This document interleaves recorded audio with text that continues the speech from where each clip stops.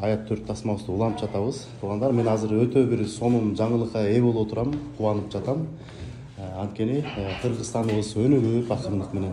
Ошол менен эле бирге биздин коргоо органдарыбыз дагы аябай өнүгүп жаткан учур экен, туугандар. Атым Уланболот, фамилиям Эркинбеков, маалымат технология бөлүмүнүн башчысымын. Бизде азыр кырдаалдык борбор ачылган. Кырдаалдык борбордо биз азыркы болуп аткан маалды камерамен полностью көрө алабыз. Ошол маалда көрүп, кылмышты изин сүрөтүктү ачып, жана предотвращение преступления бар. Бул биздин раскалган элибиз.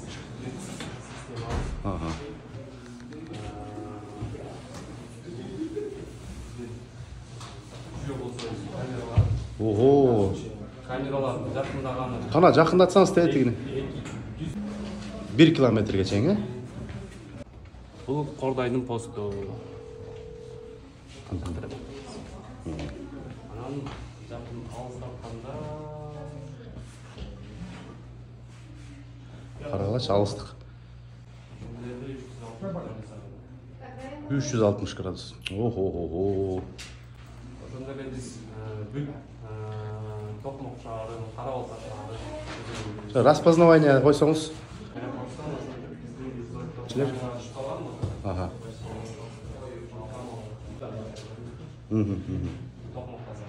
Токмок базар, э? Каждый камераны точно көрө алабыз. Не только бет, сколько и машина, машиналардын номерлери, бүтү. Туугандар, мына көрүңүздөр.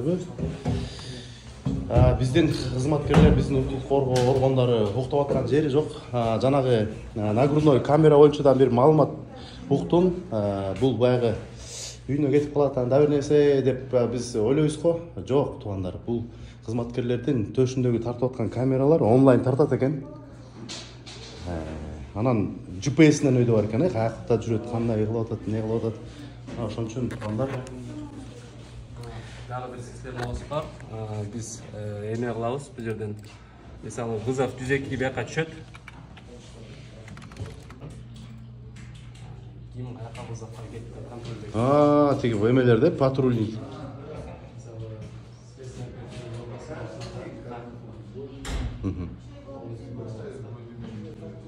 Демек, кызматкерлер да бүт бары эмедеки көзөмөлдө экен да, э?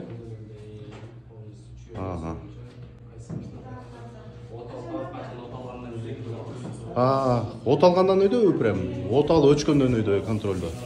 Айта турган нерсе, эми Кыргызстан өнүгүп, ошол менен эле биздеги бардык тармак өнүгүп, анын ичинен дагы ушул биздин күч органдарыбыз да өнүгүп, мынакей ыкчам.